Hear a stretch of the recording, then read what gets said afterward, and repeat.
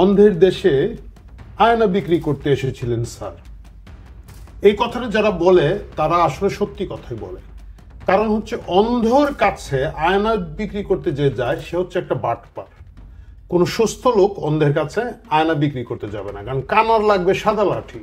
আপনি যদি কানার কোনো হেল্প করতে চান, সাহায্য করতে চান, আপনাকে বিক্রি করতে হবে সাদা লাঠি, তাকে হয় দিতে হবে না হলে তার কাছে বিক্রি করবে। কিন্তু আপনি যখন একজন অন্ধ লোকের কাছে আয়না বিক্রি করতে যান, আপনি জানেন সেটা তার কাজে লাগবে না, এর মানেই হচ্ছে আপনি বাটপারি করতে গেছেন এবং আপনি এইটাকে দেখে ইমোশনাল গেম করতে যাচ্ছেন। কথাটা কেন বললাম আপনিও জানেন, আমিও জানি। কথাটা বললাম কারণ সম্প্রতি ডক্টর ইউনূসের যে নব্য নাটক আমরা গত 3 দিন ধরে দেখলাম, উৎকণ্ঠিত হয়ে আপনারা অনেকেই আশা করছিলেন যে এই আযাব থেকে বাংলাদেশ মুক্তি পাবে। আপনারা সকলেই হতাশ হয়েছেন আমি জানি।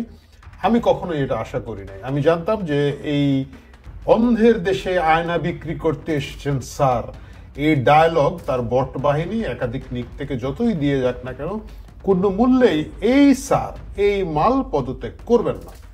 কেন করবেন না এটা যদি আপনারা আজকে আমি আপনাদেরকে বুঝিয়ে বলি, তাহলে ভবিষ্যতে আপনারাও এই উৎকণ্ঠিত রাত্রি যাপন করবেন না এবং আপনারা বুঝেই যাবেন যে এই মাল আসলে পদত্যাগের মাল না। কোথা থেকে শুরু করব? প্রথম কথা, আমি সবসময় দেখেন আমি বলি যে বাংলার 1000 বছরের শ্রেষ্ঠ মার্কেটার বা লক্ষ কোটি বছরের বাংলার ইতিহাসের শ্রেষ্ঠ মার্কেটার যদি বলতে হয়, আমি বলবো সেটা ডক্টর ইউনূস। যে কোনো জিনিসকে ব্র্যান্ড করে ফেলার মতো একটা স্মার্ট প্রতিভা ওনার আছে এবং সেই প্রতিভা দেখাতে উনি এখন একেবারে জীবনের সায়ান্নে পৌঁছে গেছেন।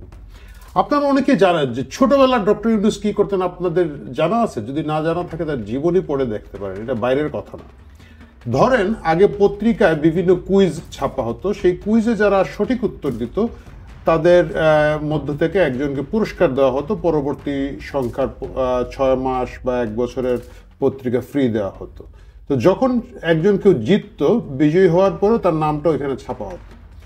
ডক্টর ইউনূস সে ছোটবেলার কাহিনী কিন্তু কি করতো জানেন, সে ওই চিঠি লিখত ওই পত্রিকাকে ওই নাম দিয়ে যে আমি অমুক বিজয়ী হয়েছি গত সংখ্যায়, কিন্তু আমার ঠিকানা বদল হয়েছে বলে উনি ওনার বাড়ির ঠিকানাটা দিয়ে বলতো এই ঠিকানা এখন থেকে পত্রিকা পাঠাবেন। এইভাবে উনি ছোটবেলা থেকেই ফাও পত্রিকা পড়তো। তো যার ধরেন এই ছোটবেলা থেকেই ধান্দা, বাটপারি শব্দটা বলবো না, একটা মুরব্বী মানুষ, নোবেল পুরস্কার পেয়েছেন, যা মহান উপদেষ্টা আমাদের, যার এই ধরনের স্মার্টনেস ছোটবেলা থেকে ছিল, তার কাছ থেকে আপনারা পদে পদে পদে পদে স্মার্টনেস পাবেন। বাংলাদেশের ইতিহাসে সবচেয়ে বেশি ব্যক্তিগত লাভ চক্ষুতে দেখা যাচ্ছে, মানে চোখে দেখা যাচ্ছে, কে পাচ্ছে? ডক্টর ইউনূস পেয়েছে। আপনারা জানেন প্রথম কথাই হচ্ছে তার 666 কোটি টাকার যে মামলাটা ছিল। অনেকে বললেন যে শেখ হাসিনা ডক্টর ইউনূসের বিরুদ্ধে প্রতিহিংসা বলতো মামলা দিয়েছে, সেটা থেকে উনি প্রথমে তার কর্ম মওকুফ করে নিয়েছেন। আপনাদের একটা জিনিস মনে রাখতে হবে, তার বিরুদ্ধে অর্থ পাচারের একটা মামলা ছিল। মামলাটা এত সলিড ছিল, মামলাটা এতই অপ্রমাণযোগ্য, মানে এত বেশি প্রমাণ এটার মধ্যে ছিল যে এটা আদালতের রায়ে আসলে এটাকে 19-20 করার কোনো সুযোগ ছিল না। যার ফলে আপনারা দেখবেন সেই মামলাটা উনি দায়িত্ব নেওয়ার আগে প্রত্যাহার করা হয়েছে। মানে মামলাটা কিন্তু আদালতের মাধ্যমে নিষ্পত্তি হয় নাই। আদালতে বলতে পারতেন উনি যে আমি তো ন্যায় বিচার পাই নাই, শেখ হাসিনা খুব খারাপ ছিল, উনি আমাকে এই মামলায় জড়িয়েছে, এই যে প্রমাণ, আমাকে মাফ করে দেন। কিন্তু এত বেশি প্রমাণ এটার মধ্যে ছিল, এই অর্থ পাচারের মধ্যে ছিল, যে এটা থেকে উনি মাফ পাবেন না জেনেই উনি কিন্তু মামলা আগে থেকে প্রত্যাহার করে নিয়েছেন। আপনারা জানেন গ্রামীণ ব্যাংকে বাংলাদেশ সরকারের মালিকানা ছিল 25%, সেটাকে কমিয়ে উনি 10% নিয়ে এসেছেন। বাকি অংশটুকু গ্রামীণ ব্যাংক ফেরত পেয়েছে, সরকারের মালিকানা এখানের মধ্যে কমে গিয়েছে। তারপরে কত কিছু যে বলবো ভাই, মানে পুরানা সবগুলো যদি আপনি বাদ দেন, নতুনের মধ্যে আসেন। আপনারা জানেন একটা গ্রামীণ ইউনিভার্সিটি, উনি এর মধ্যেই 8 মাসের গল্প, কিন্তু মানে সব দুষ্ট হচ্ছে হান্নান মাসুদ আর সার্জিস আলমের, যে ওরা টাকা খেয়ে ভোটলা হয়ে যাচ্ছে, ফোটকা হয়ে যাচ্ছে, কিন্তু তাদের বছরে বস যিনি আছেন তার হিসাবগুলো যদি আপনারা নেন তাহলে দেখবেন যে এটা বিশাল লাভজনক ইনভেস্টমেন্ট তার জন্য হয়েছে। গ্রামীণ বিশ্ববিদ্যালয় উনি নিয়েছেন, গ্রামীণের নামে মিনিমাম 20টার উপর, আমি শুনেছি 22টা প্রতিষ্ঠান ইতিমধ্যেই আছে। তারপরে উনি কিন্তু একটা আদম ব্যাপারের লাইসেন্স নেওয়ার লোভটা সারতে পারেন না। মানে আপনারা জানেন যে গ্রামীণের নামে একটা রিক্রুটমেন্ট এজেন্সি লাইসেন্সও গত 8 মাসের মধ্যে নেওয়া হয়েছে, একটাই লাইসেন্স, এবং সেটা ওনার মাধ্যমে হয়েছে।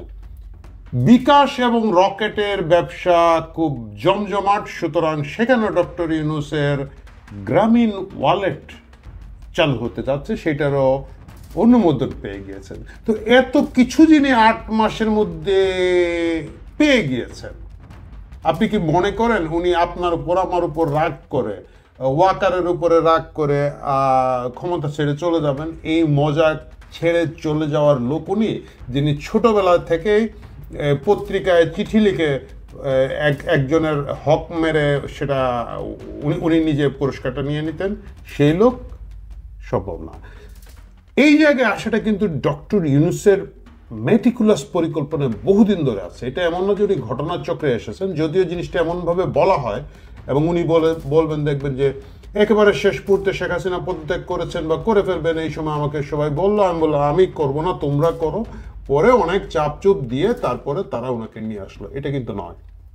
আপনারা দেখবেন 1993 সালে জায়জাদিন পত্রিকায় একটা লেখা আছে, আপনারা যদি পেয়ে থাকেন, আমার দল বলে একটা রাজনৈতিক দলের রূপরেখা ডক্টর ইউনূস দিয়েছিলেন, যেটা আসলে গণফোরাম যখন তৈরি হয়, গণফোরামে প্রধান বক্তা হিসেবে তিনি ছিলেন, খুব সম্ভবত প্রধান অতিথি, প্রধান বক্তা হিসেবে ছিলেন। গণফোরাম যেদিন তৈরি হয়, ঘোষণা হয়, সেদিন তিনি এটাকে মেন প্রবন্ধ হিসেবে পড়েছিলেন। আমার এখন লেখাটি অনেকখানি মনে আছে, আমার দল, সেটা অনেকটাই গ্রামীণ ব্যাংকের ফর্মুলায়, যে এটার কোনো আসলে ওই ট্র্যাডিশনাল সিস্টেমে কমিটি থাকবে না, এটা কমিটি 10 জন 12 জন 20 জনের একটা ইউনিট হবে। সেটা একটা প্রথম চেষ্টা উনি করেছিলেন। এটা হচ্ছে কি এক ধরনের মানসিকভাবে লোকজনকে প্রস্তুত করা, অনেক আগে থেকে এক ধরনের প্রস্তুতি, যে এইভাবে রাজনীতিতে আসতে চাই বা এই হাওয়াটা দেওয়া, সেটা উনি করেছিলেন, কিন্তু সেটা সেই সময়ে কিন্তু খুব একটা কাজে আসে নাই। পরবর্তীতে যখন বাংলাদেশ একটা বড় সংকটে পড়লো 2007 সালে, 111-এর সরকার আসলো, সেই সময় উনি হঠাৎ করে নাগরিক শক্তি নামে একটা রাজনৈতিক দলের ঘোষণা দিলেন, এবং সেটার পিছনে উনি অনেক খাটাখাটি করেছেন, অনেক প্রস্তুতি নিয়েছেন। যদিও এখন উনি বলেন, না না আমি এয়ারপোর্টে যাচ্ছিলাম, লোকজন জিজ্ঞেস করছিল, আমি বলছি একটা দল, বলছে নাম কি, বলছে দেন নাগরিক শক্তি। আপনারা যদি তখনকার ওনার বিবৃতিগুলো পড়েন, প্রথম আলো ওনার লেখাগুলো দেখেন, তাহলে দেখবেন যে মোটেও তা ছিল না। এটা খুবই সফিস্টিকেটেড এবং পরিকল্পিত একটা রাজনৈতিক দল উনি তৈরি করতে চেয়েছিলেন, যেটার পিছনে ধারণা করা হয় তখনকার কিংস পার্টি, যারা মঈনুদ্দিন ফখরুদ্দিনের সরকার ছিল, তাদের ব্যাকিং ছিল। দুর্ভাগ্য তখনও ওনার, কারণ ওনার সাথে যথেষ্ট পরিমাণ লোকজন যায় নাই, কিছু টাউটবাট জোগাড় হয়েছিল, ভদ্রলোকরা যেতে চান নাই। এবং তিনি যখন এই দলটা বন্ধ করেন, সম্ভবত 5 বা 6 সপ্তাহ পরে, সেই চিঠিতে উনি বলেছেন যে আমি আশা করেছিলাম যারা আমার সাথে আসবে তারা কেউ আসে নাই, তাই জন্য আমি আর এই রাজনৈতিক দলের মধ্যে যাব না।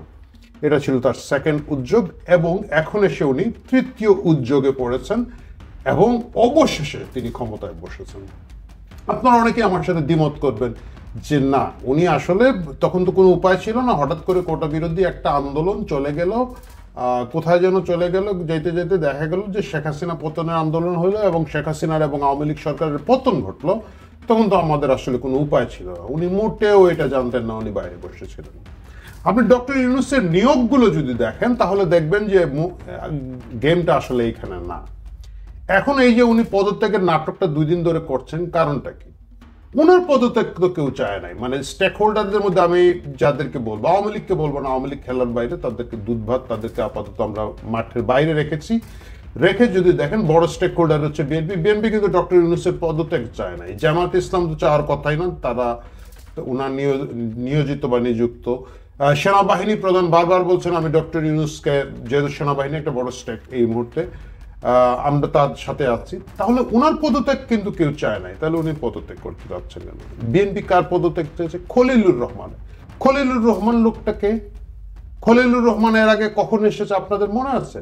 যখন জাস্টিস লতিফুর রহমানের কেয়ারটেকার সরকার ছিল, তখন কিন্তু খলিলুর রহমান এই দেশে এসেছিল। সারা জীবন সে বেচারা আমেরিকায় ছিল, তাকে জাতীয় নিরাপত্তা উপদেষ্টা করা হয়েছে। এই পদটা তৈরি করে উপদেষ্টা সমান মন্ত্রী স্ট্যাটাস দিয়ে তাকে আনা হয়েছে। একটা অভিযোগ আছে যে সে একটা আমেরিকান সিটিজেন, সম্ভাবনা খুব বেশি, যদিও সে খুব কৌশলে জবাব দেয়। সে বলে না কিন্তু যে আমি আমেরিকান সিটিজেন অথবা সিটিজেন না, সে বলে আমার আমেরিকান পাসপোর্ট নাই। হতে পারে তোমার পাসপোর্টের মেয়াদ শেষ হয়ে গেছে। এই ট্যাকটিক এবং ধান্দাবাজি কিন্তু এরা করে। সেই খলিলুর রহমানকে নিয়ে আসা হচ্ছে। বাংলাদেশে একটা লোক খুঁজে পাওয়া যায় না যিনি জাতীয় নিরাপত্তা উপদেষ্টা হতে পারেন। বাংলাদেশের সেনাবাহিনীর অনেক সাবেক সেনা প্রধান আছেন যাদের দেশপ্রেম, যাদের প্রতিষ্ঠিত, যাদের আন্তরিকতার ব্যাপারটা আছে, তাদেরকে কেউ করা যায় না। প্রফেশনাল অন্য কোনো জায়গা থেকে আনা যায় না। বাংলাদেশে একটা যোগ্য লোক পাওয়া যায় না, আনা হচ্ছে খলিলুর রহমানকে। খলিলুর রহমানকে দুনিয়ার কোথাও এর আগে নিরাপত্তা বিষয়ক কোনো কাজ করেছেন? কিছুই করেন নাই। উনি একটা হাফ কূটনীতিবিদ ছিলেন, মানে পররাষ্ট্র মন্ত্রণালয়ে ছিলেন, তারপরে চাকরির মেয়াদ পূর্ণ না করে তিনি রিজাইন করেছিলেন বা যাই হোক চাকরি ছেড়ে দিয়েছিলেন, দিয়ে তিনি বিভিন্ন প্রতিষ্ঠানে কাজ করেছেন, আমেরিকায় আছেন। রজার রহমান নামে ফেসবুক চালাতেন, এবং কেন উনি একটা সম্মানী লোক রজার রহমান হয়ে গেলেন সেটাও আমরা জানি না। যাই হোক, এই রহস্যাবৃত লোকটাকে এনে বাংলাদেশে নিরাপত্তা উপদেষ্টা বানানো হলো, জাতীয় নিরাপত্তা উপদেষ্টা। গুড।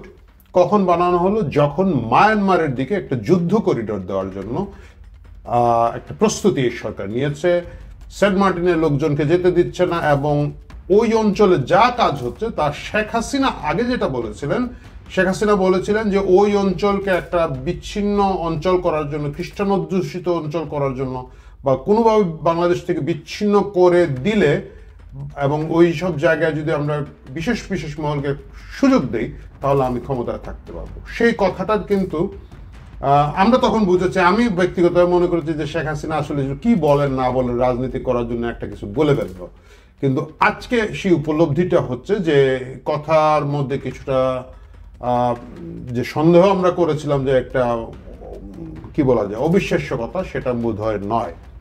যাই হোক, যেটা বলছিলাম, যেই মাত্র খলিলুর রহমানের পদত্যাগ বিএনপি চাইলো, আপনি দেখবেন তখনই কিন্তু মূল গেমটা জমলো।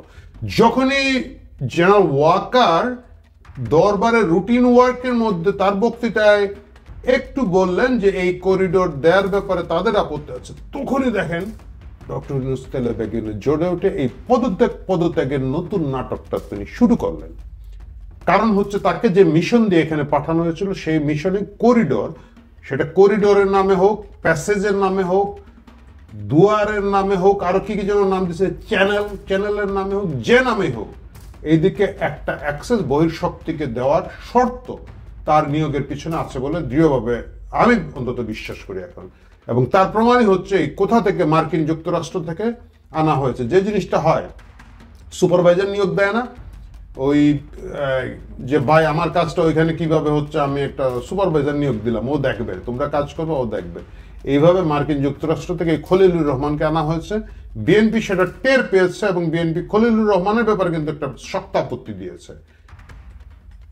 খলিলুর রহমান তো কোন ফ্যাক্টর না, আপত্তি দিয়েছে বিদায় করে দেন, আপত্তি দিয়েছে তাকে সরিয়ে ফেলেন, অথবা প্রমাণ করেন যে সে খুবই যোগ্য লোক, তার যোগ্যতা তো এখনো প্রমাণিত নয়। কিন্তু এটা এমনভাবে ডক্টর ইউনূসকে এসে লাগলো কারণ খলিলুর রহমানের নিয়োগ তার হাতে নাই, বা ওই যে পুরো প্যাকেজ এন্ড প্রসেসের ভিতর দিয়েই এই জিনিসটা আছে। এই জন্যই তিনি গত কয়েকদিন ধরে নাটক করলেন। এই নাটক আগামীতে আরেকটু বাড়বে। তার যে ওস্তাদরা আছে জামাত ইসলামের, তারা সর্বদলীয় বৈঠক ডেকেছে। আমার ধারণা এই ভিডিওটা যখন আপনারা দেখবেন শনিবারে, তখন আমি শুনেছি জুলাই সামথিং একটা ব্যানারে শাহবাগে আবার গরু টরু জবাই করে লোকজন জড়ো করার চেষ্টা হচ্ছে, ওইখানে কিছু লোক হবে এবং এবার হয়তো ভালো লোক হইতে পারে, কারণ জামাত মাঝখানে এনসিপি কে লোকজন দেয় নাই। এনসিপির লোকজন মাহফুজ আলম দেখলাম মাপটাপ চেয়েছে, এখনো তো আবার লোক দিবে। সে লোক দিলে এখানে অনেক লোক আবার বলবে যে স্যার আপনি অন্ধের দেশে কেন কি যেন আয়না বিক্রি করতে এলেন। প্রিয় দর্শক, এই নাটক দেখতে থাকুন, কিন্তু এই বিশ্বাসটা রাখুন ডক্টর ইউনূস সেধে নিজে থেকে পদত্যাগ করবেন না যদি না তাকে বাধ্য করা হয়। যদিও দেখা যাচ্ছে যে সেনাবাহিনী খুবই অ্যাডামেন্ট ডিসেম্বরে নির্বাচন দেওয়ার ব্যাপারে, ডিসেম্বর থেকে জুনের ভিতরে নির্বাচন দিবেন বলে একটা ফাঁক ডক্টর ইউনূস এবং তার সাঙ্গপাঙ্গরা বলছেন। ততক্ষণে যদি কি বলা যায় তেতে ওঠে পরিবেশ, তাহলে ওনারা একটা খুব সুন্দর করে নির্বাচন দিয়ে ইতিমধ্যে গ্রামীণের নামে হয়তো আরো কি কি বাকি আছে আল্লাহ জানো, সেই লাইসেন্স গুলো বাগিয়ে, মামলাগুলো সরিয়ে, করগুলা মাপ করিয়ে ওনারা ক্ষান্ত হয়ে বিদায় নেবেন। আর যদি দেখা যায় যে পরিস্থিতি তাকিয়ে উঠবে না, পরিস্থিতি শান্ত আছে, কারো কোনো আপত্তি নাই, আমার ধারণা আগামী 5, 7, 10 বছর ধরে এরা যাওয়ার কোনো নামগন্ধ করবেন না। সুতরাং আপনারা যারা পিঠ বাঁচাতে চান, যারা মাথা বাঁচাতে চান, তারা আমার মতো ফেসবুকে গিয়ে ডক্টর ইউনূসকে 5 বছর চাই, 10 বছর চাই, 20 বছর চাই, এরকম কিছু ইভেন্ট হয় নিজে তৈরি করুন, নাহলে অনেকগুলো ইভেন্ট আছে এই তাদের যে বট বাহিনী তৈরি করেছে ওইখানে গিয়ে লাইক মেরে থাকুন। ভবিষ্যৎ আপনাদের জন্য হয়তো কিছুটা হলেও নিরাপদ হতে পারে। প্রিয় দর্শক, শুভেচ্ছা থাকলো, ভালো থাকুন, সুখে থাকুন যদি সম্ভব হয়। আমি জানি এটা খুব কঠিন, আমি জানি এই নাটক ড্রামা দেখতে দেখতে আপনাদের অনেকের ব্লাড প্রেশার বেড়ে যাচ্ছে। আপনাদের ব্লাড প্রেশার যাতে না বার হয়, যদি আপনারা যাতে সুখে শান্তিতে থাকেন, এই জন্য গত কয়েকদিন আমি এই নাটক দেখছিলাম কিন্তু ভিডিওতে কোনো কথা বলছিলাম না। আমি আশা করি ধীরে ধীরে সকলে একটু শান্ত হবেন, এই জন্য এই ভিডিওটা এখানে দিলাম। Enjoy the show, enjoy the circus, বাংলাদেশের সার্কাস। ভালো থাকুন।